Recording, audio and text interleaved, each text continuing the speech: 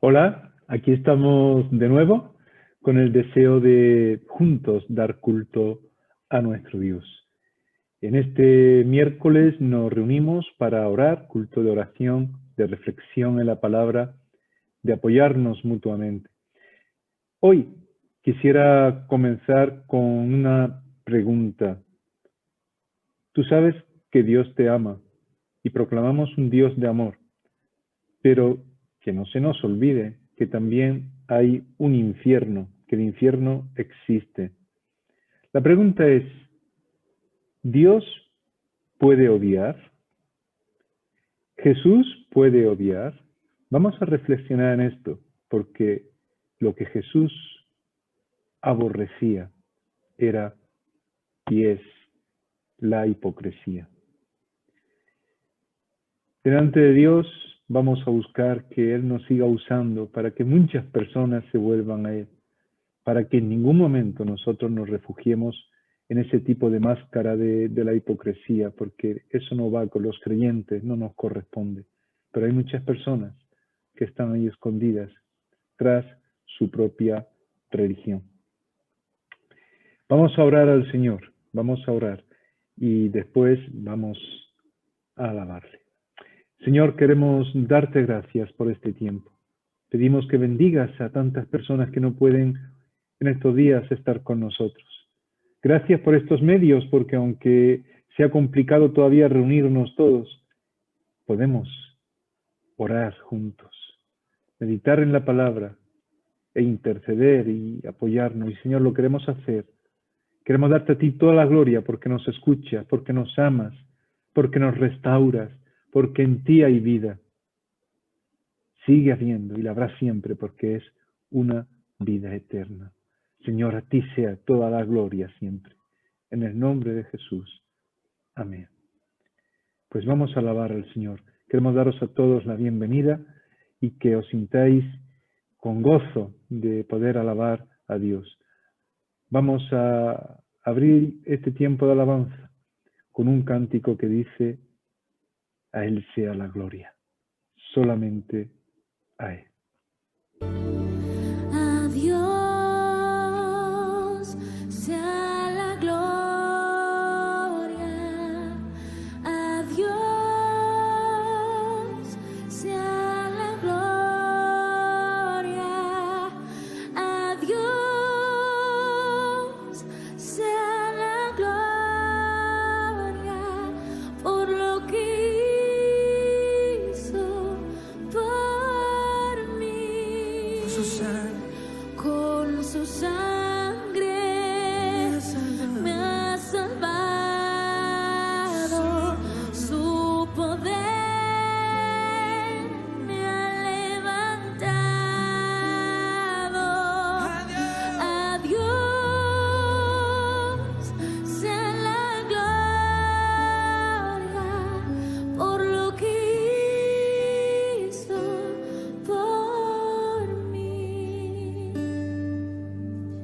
¿Cómo yo podré darte las gracias, darte las gracias, oh Señor, por tu gran amor por tu gran amor que diste que diste por mí en la cruz? Las voces de 1,000,000 de ángeles no expresarán mi gratitud.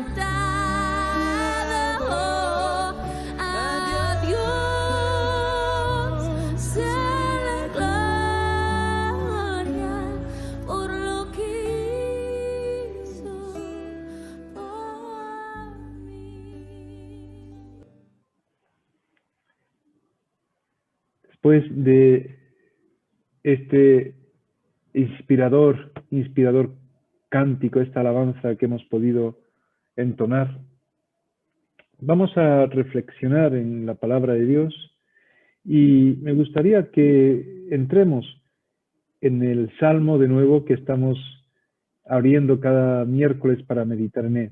Es el Salmo 119 y en este caso la sección Samek, que es los versículos 113 al 120. Seguimos este acróstico que se hace en el Salmo, es decir, esta división, donde estamos parándonos en cada sección para, viendo la importancia que tiene la palabra de Dios en este Salmo, podamos entender esos aspectos concretos que se nos resalta. Y aquí se está hablando sobre este tema que compartimos. Los versículos 113 al 120 nos habla de ese sentimiento que Dios puede tener. En Cristo Jesús se expresa como Jesús lo expresa, se habla del Hijo de Dios histórico, ¿verdad? Jesús que muestra a Dios hecho carne en él porque él es Dios mismo. Y es muy interesante la forma en la que él también expresa ese sentimiento, que ya recoge la Escritura en el Antiguo Testamento. Los teólogos, cuando hablamos del sentimiento de Dios, decimos, bueno, eso es que Dios no puede sentir con una persona porque no es hombre, pero Dios, aun siendo un ser, es Padre, Hijo y Espíritu Santo. 3 personas con características personales. Y aunque a esto los teólogos le den el nombre de que Dios pueda sentir y pueda experimentar lo que nosotros expresamos con nuestros sentimientos, le llaman antropopatismo, una palabra un poco rara, pero queda bien, queda bien. Fijaros, Dios puede llegar a sentir ese odio hacia algo. Nos cuesta trabajo entenderlo, porque Dios es amor. Pero a veces nos equivocamos y pensamos que puesto que Dios es amor, todo da igual. Dios lo va a perdonar todo. Aunque uno no crea en Dios, se va a ir a la presencia de Dios porque Dios es amor y no puede haber castigo. Pero no es verdad. Dios es amor. Y en el amor siempre hay justicia. Si no sería un amor caprichoso, no sería amor, sería otra cosa. Sería un amor defectuoso. Y Dios es perfecto. En su amor se conjuga también la justicia, pero evidentemente con la misericordia y con la gracia que la palabra de Dios, su escritura, su revelación especial nos muestra de una forma bastante evidente. Cuando yo me convertí, es decir, cuando comencé a ser cristiano de verdad, porque acepté a Cristo en mi vida y empecé a leer la Biblia, me llamó la atención esa forma en la que Jesús, en el Nuevo Testamento, expresa ese rechazo tan contundente de la hipocresía, porque efectivamente lo que Jesús odiaba y odia es la hipocresía. Este concepto, la hipocresía, es algo muy perjudicial, porque no solamente disfraza y esconde con mentiras, incluso estructuradas, es decir, mentiras incluso hasta de religiones como institución que traen fealdad y malos propósitos. Todo eso constituye una hipocresía que puede hacer un mal social muy grande, que arrastra amargura y daña a los demás de una forma tremenda. Y la historia nos muestra muchas de estas cosas. Una mentira montada en la estructura de un proyecto es la hipocresía de una religión. Una religión que al final se fundamenta solamente en intereses personales, en clanes y posiciones de algunos que se creen los más importantes, que enjuician a otras personas en su debilidad, pero que no son conscientes de sus errores. De ahí que Jesús muchas veces tuviera que llamar la atención y decir, quítate la viga que tienes en el ojo antes de intentar quitar la pajita que está en el ojo de tu prójimo. Cuando formamos parte de una religión que condena, que predica sufrimiento, penalización, y que lo hace desde las personas que se constituyen en santidad como si fuesen perfectos y que no están dispuestos a pasar ellos por esa disciplina, estamos hablando de la hipocresía, y en este caso, de la hipocresía de una religión. Y esto es tomar el nombre de Dios en vano. Cuando nos convertimos en personas disfrazadas, hipócritas, y con un lenguaje religioso intentamos esconder el mal que está dentro de nosotros, estamos tomando el nombre de Dios en vano. Tercer mandamiento del decálogo que Dios dio a Moisés dice, no tomarás el nombre de Dios en vano.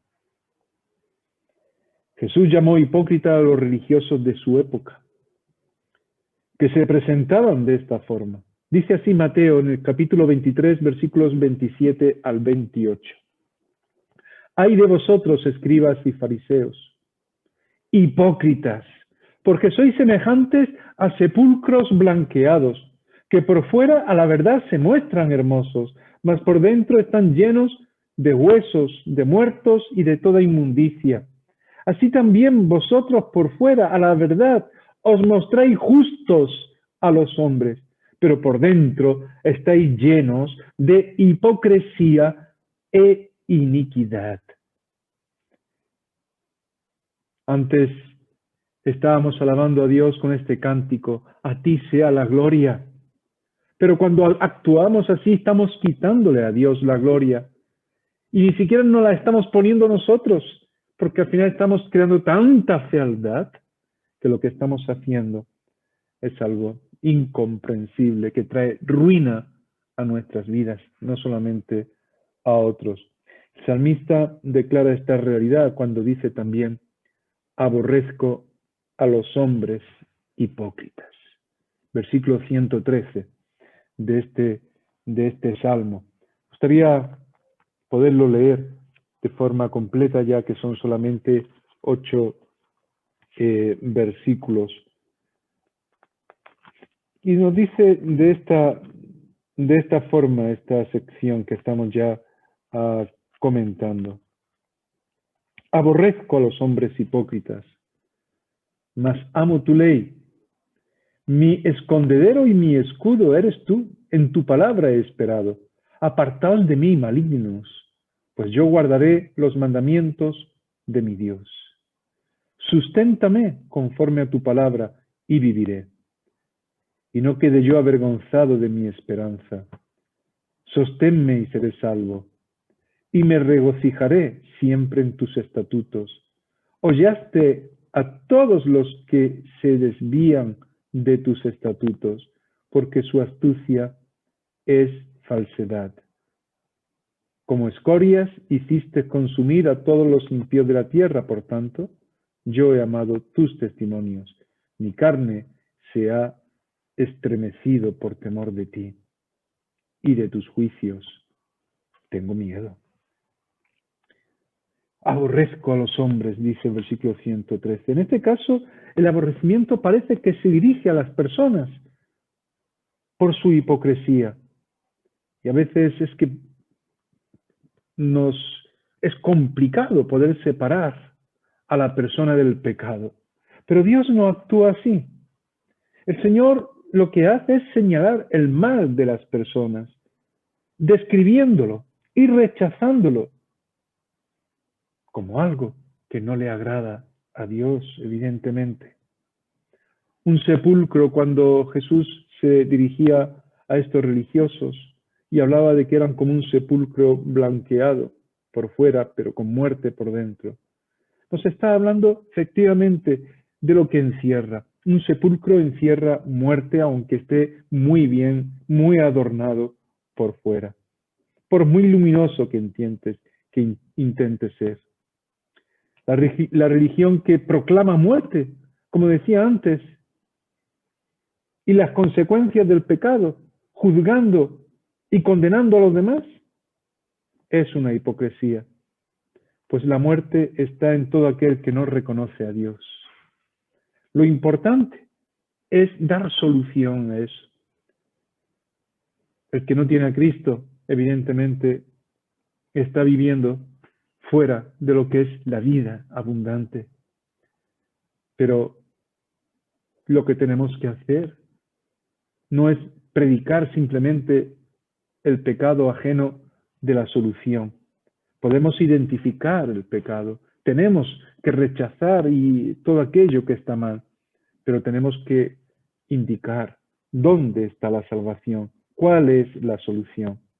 Porque evidentemente Jesús denuncia y aborrece el pecado, pero ama al pecador y busca solución para sus vidas. Y esta solución es salvación. Salvación que se da en la misma muerte del Señor Jesús, porque ese sepulcro de muerte es lo que realmente experimentó Jesús para liberarnos del pecado. Él fue llevado al sepulcro, pero ese sepulcro brilló porque Jesús resucitó. Y Él nos invita a vivir de una manera diferente, sincera, sin máscaras, sin hipocresía. Cuando no hacemos lo que Dios quiere en cuanto a predicar el mensaje de salvación, cuando simplemente nos basamos en las normas de una religión y nos disfrazamos de santos para condenar a los pecadores, estamos banalizando el poder de Dios. Estamos tomando el nombre de Dios en vano. El salmista se siente mal, porque ve que los que intentan avergonzarle y condenarle no aman a Dios. Y además parece que tienen popularidad, planteamiento que nos indica la Escritura y que debemos seguir. Es que nuestra actitud no debe ser de entrar en batalla con ellos o ponernos al mismo nivel de esos que se disfrazan con un nombre de religión, pero no viven guiados por el Señor, sino condenando al mundo y creando cargas y proyectando amargura, sin proyectar y vivir la vida que solamente tenemos en Cristo. No podemos ponernos en el nivel de aquellos haciendo batallas. Mirad, la palabra de Dios nos habla de esto. El cerdo se revuelca en el lodo y disfruta, porque es su campo, es su zona, le gusta revolcarse. Personas que le gustan solamente pelear y discutir y batallar y señalar lo negativo sin buscar soluciones, sin buscar a Cristo en medio de todo ello, sin buscar restauración y sin buscar vida. No podemos meternos en eso. Quizás por ello el Señor Jesús decía: no deis lo santo a los perros, ni echéis vuestras perlas delante de los cerdos, no sea que las pisoteen y luego se vuelvan y os despedacen. Mateo 7:6. Nuestra actitud en estas situaciones es la de refugiarnos en la palabra de Dios. Si alguien quiere poner cargas en nosotros, acusaciones, cuando realmente estamos buscando a Dios y a pesar de nuestra flaqueza y nuestras debilidades, tenemos que refugiarnos en la palabra de Dios. Y esto no es algo pasivo, no es escondernos. Refugiarnos en el Evangelio, en la palabra de Dios, significa vivir en el poder de Dios. Porque Romanos 1:16 dice que no me avergüenzo del Evangelio porque es poder de Dios para salvación. Por eso el salmista en el versículo 113 dice, además de rechazar la hipocresía de las personas, dice, amo tu ley. No podemos volvernos a ellos en sus actitudes y peticiones, sino que tenemos que esperar en las promesas de Dios, en la palabra de Dios, en Dios mismo. Dios es un punto de encuentro para traer solución a los problemas y salvación a nuestras vidas. Y es ahí donde tenemos que confluir. Si alguien viene hablando mal de alguien, criticando, murmurando, vamos a Dios. Dios es punto de encuentro para traer sanidad, para restaurar a la persona que está mal. Y evidentemente criticándola no la vamos a sanar, sino que la estamos afeando aún más.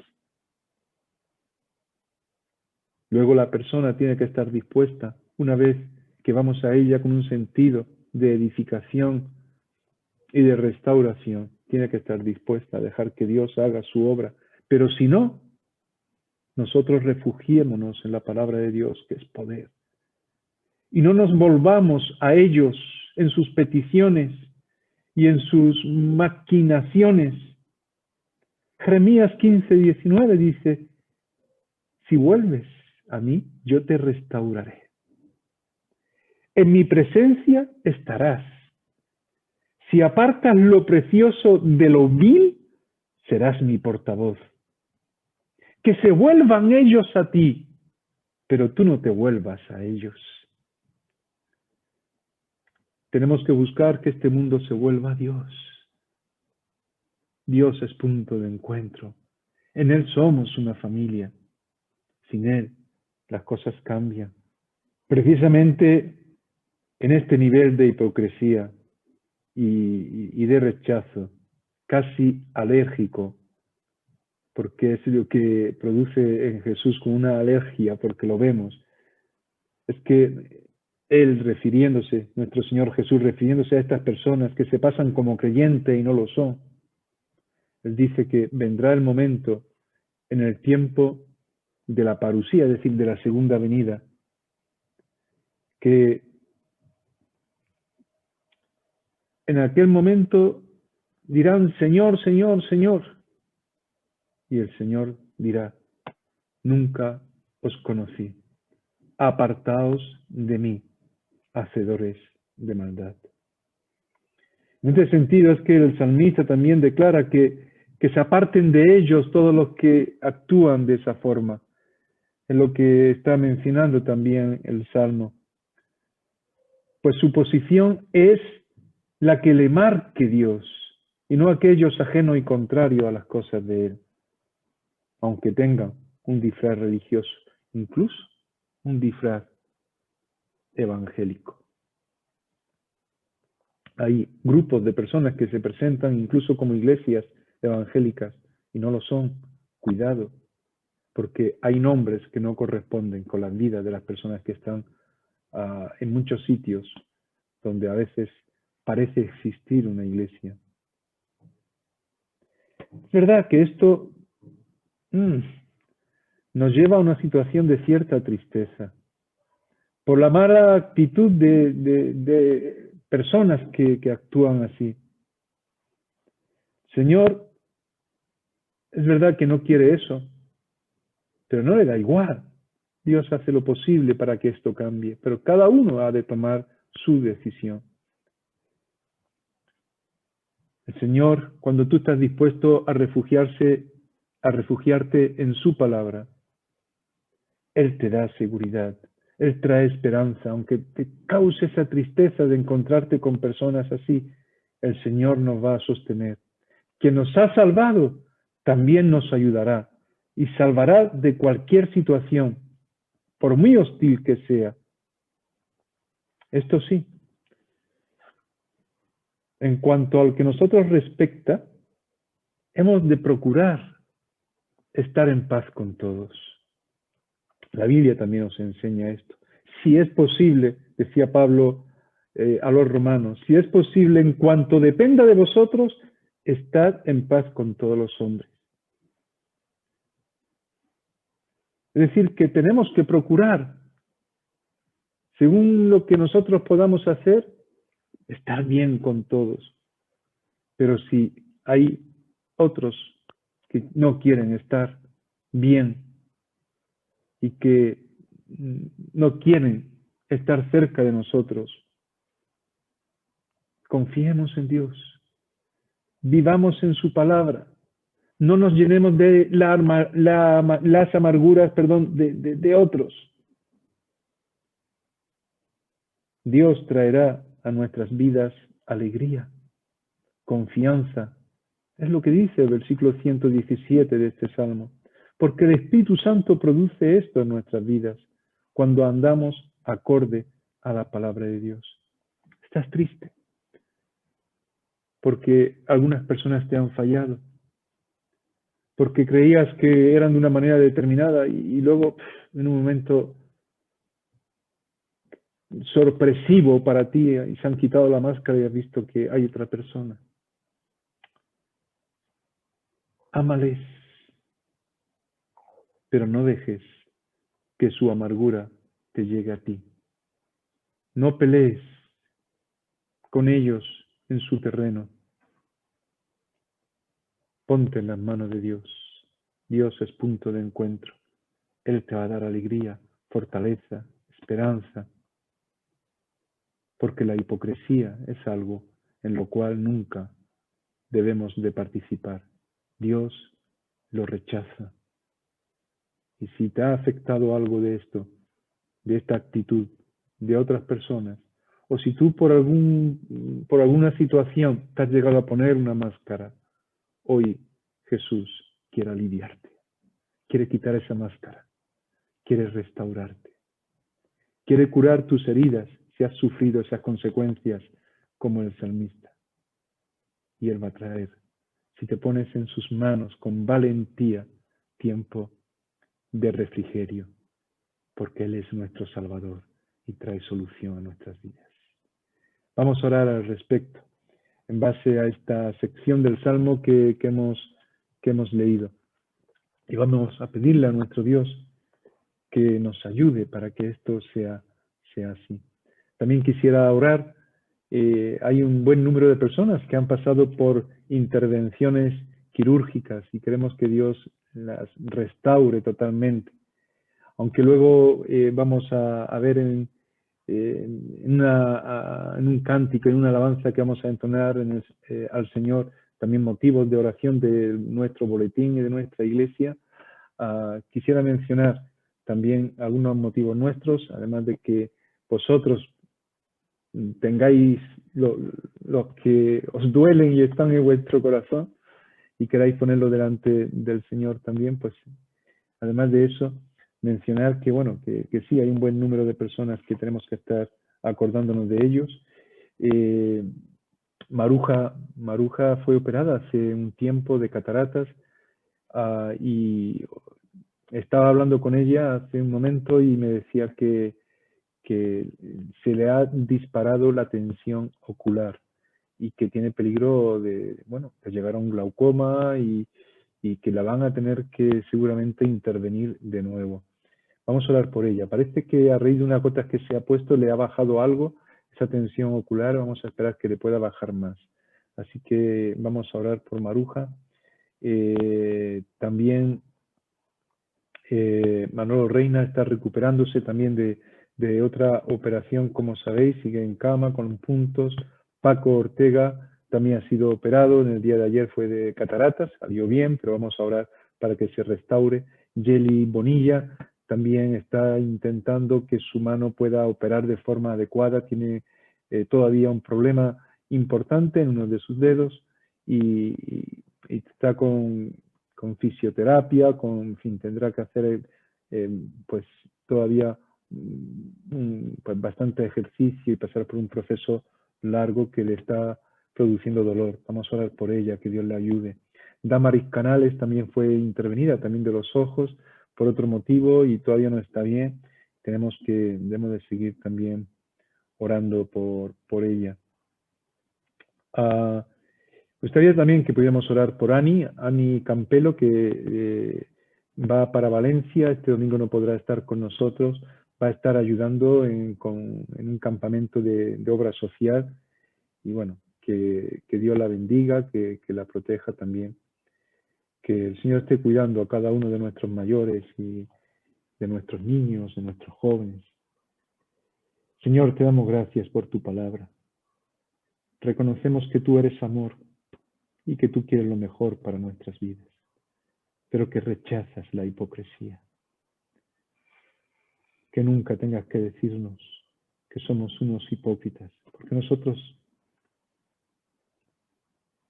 hemos puesto nuestra vida en tus manos. Fallamos, nos equivocamos, pero Señor, no queremos poner a ello máscaras. Queremos reconocer el momento en el que fallamos para pedir que tú sanes y que tú obres. Pedimos por aquellos que siguen caminando con su religiosidad sin tenerte a ti. Que la religión se ha convertido en una máscara. Oh Dios, ayúdanos a ser de bendición a ellos, pero líbranos de la amargura y de la proyección que puedan ejercer a veces sobre nuestras vidas, porque queremos refugiarnos en ti, vivir en el poder de tu palabra, en la paz que solamente el Espíritu Santo produce en nosotros cuando vivimos conforme a lo que tú quieres. Tu palabra nos lleva a vivir de esa forma. Y yo pido que tu palabra siga obrando en nuestras vidas para ello, en tu iglesia, para predicar con poder el mensaje de salvación. Y Señor, cada una de las personas que he mencionado que se están recuperando, están en este proceso, pedimos que tú obres en sus vidas, que las sanes, que las bendigas. Y ponemos delante de ti, Señor, las necesidades que en estos momentos puedan estar afectándonos. Tú sabes mejor que nadie. Gracias porque tú obras. Gracias porque eres nuestro Salvador. Gracias en el nombre de Jesús. Amén. Amén. Vamos a tener un momento para seguir orando mientras escuchamos y alabamos a Dios con este cántico que dice: la victoria está en Jesús. Para todos, la victoria está en Jesús. Jesús, nuestro Dios, es ese punto de encuentro. Vamos a tener esta alabanza, oración, durante unos minutos.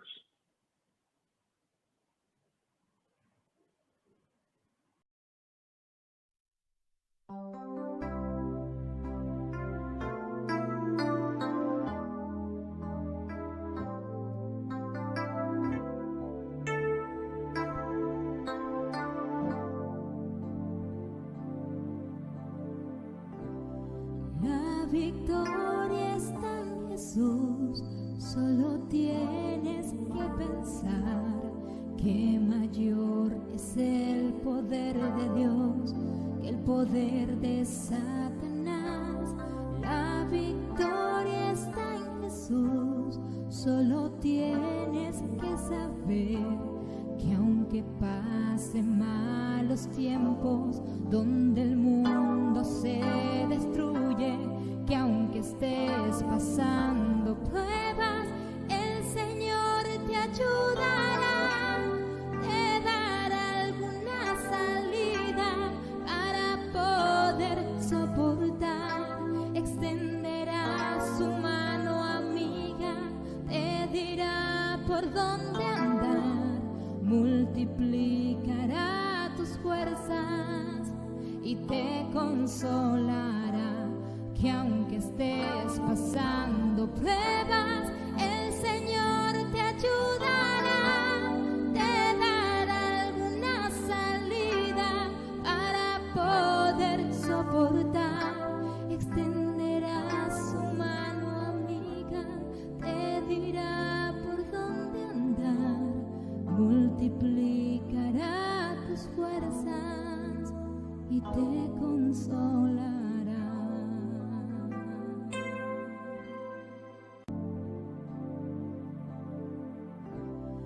La victoria está en Jesús, Solo tienes que pensar que mayor es el poder de Dios que el poder de Satanás. La victoria está en Jesús.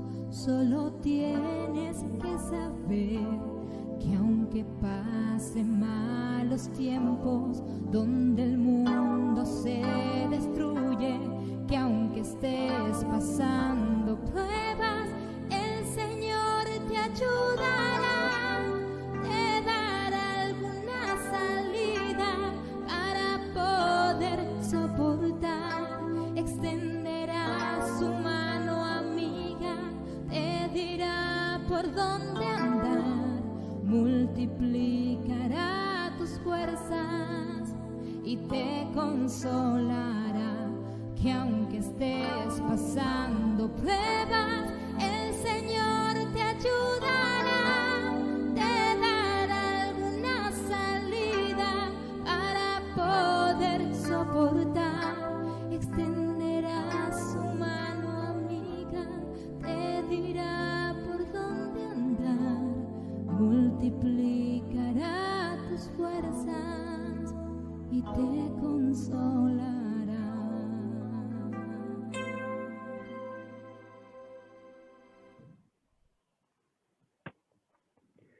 Habiendo terminado esta parte, nos marchamos ya, pero vamos a dejar un momento también. Estamos en el tiempo de Ramadán, que para los musulmanes es muy importante, es un tiempo de ayuno, de su propia religiosidad, en fin, no voy a explicar a todo esto, pero nuestro hermano Diego Campelo, como misionero, nos trae esta inquietud y él nos ha dejado un vídeo que lo ponemos también ahora para terminar, para que tengamos una oración también por los musulmanes, por las personas que también dentro de su criterio religioso necesitan a Dios en sus vidas.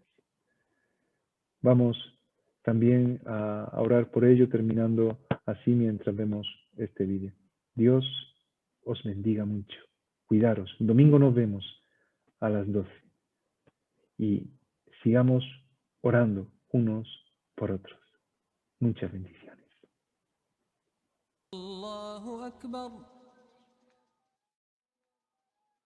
Los musulmanes, que suman más de 1.000 millones en todo el mundo, son mayoría en más de 50 países, constituyendo una minoría importante en muchos otros.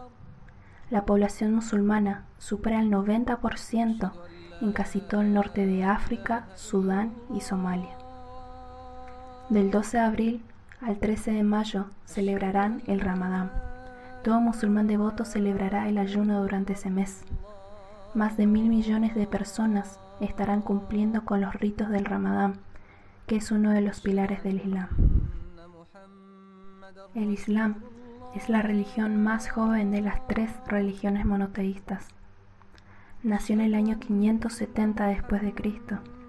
Mahoma, su profeta, recibió todas sus revelaciones en la Meca, ciudad de Arabia. Al principio, Mahoma reconocía la validez de la fe judía y la fe cristiana, contentándose con predicar a su propio pueblo. Sin embargo, al ver que los judíos y los cristianos lo rechazaban, decidió orar dirigiéndose a la Meca en vez de Jerusalén. Los musulmanes creen que el Corán es la palabra directa de Alá, revelada a Mahoma durante los últimos 23 años de la vida del profeta. Los musulmanes tienen una especial reverencia por el Corán, incluso dicen que ha existido por toda la eternidad. El Corán es más o menos igual de extenso que el Nuevo Testamento. Ellos afirman que fue revelado a Mahoma por el ángel Gabriel, similar a la revelación que tuvo Moisés referente al ángel de Dios. El concepto del Corán referente a la presencia de Dios es muy similar al Dios revelado en las Escrituras. En el Corán se enseña que el musulmán debe orar de la siguiente manera: la alabanza a Dios, Señor de los mundos, el clemente, el misericordioso, dueño del día del juicio. A ti te adoramos y a ti pedimos ayuda. Condúcenos al camino recto, caminos de aquellos a quienes has favorecido, que no son objeto de tu enojo, ni son los extraviados. El Islam y el cristianismo son dos confesiones vivientes que afirman tener una misión a toda la humanidad.